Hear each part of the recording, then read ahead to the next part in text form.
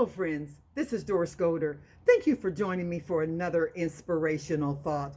I felt so led to come and just talk with you, my friends and my followers today about what God has given to me.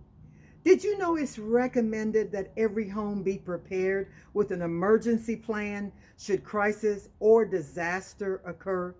As believers, not only do we need a state of emergency for our home, but we need a state of urgency for prayer. Let me share with you a parable, which is a spiritual truth regarding a man who had a state of urgency, but not prepared for the state of emergency. In Luke chapter 11, verses 5 through 8, King James Version, and I will read these scriptures quickly in your hearing. Verse 5, and he said unto them, which of you shall have a friend, and shall go unto him at midnight, and say unto him, friend, lend me 3 loaves.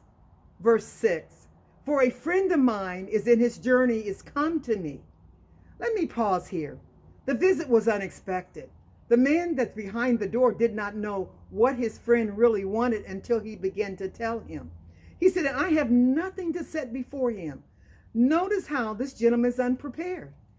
He is not asking for himself, but for his friend who came to visit.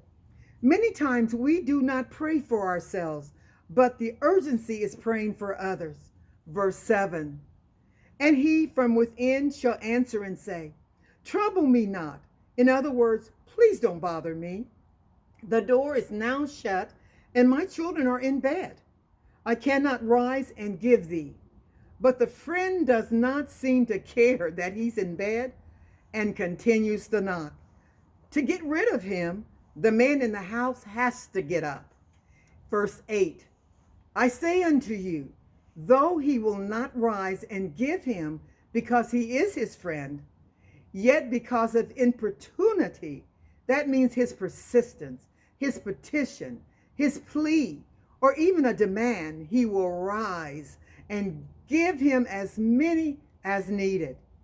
He was bold in making that request, to ask his friend to get up at midnight, to walk over practically, or maybe step over his children and give him what he needs.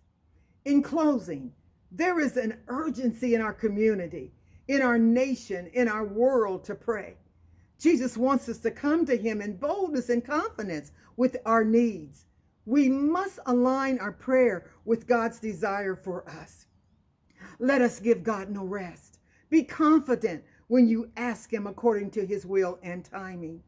Help us pray. We have children and teenagers and our young people. They're perishing in the street from the gun violence, but we're asking you to pray along with us. My brothers and sisters, as we move into 2024, we have a clarion call for a state of urgency to pray. As always, as I close, may the peace of God be with you, your family, and your home. Blessings.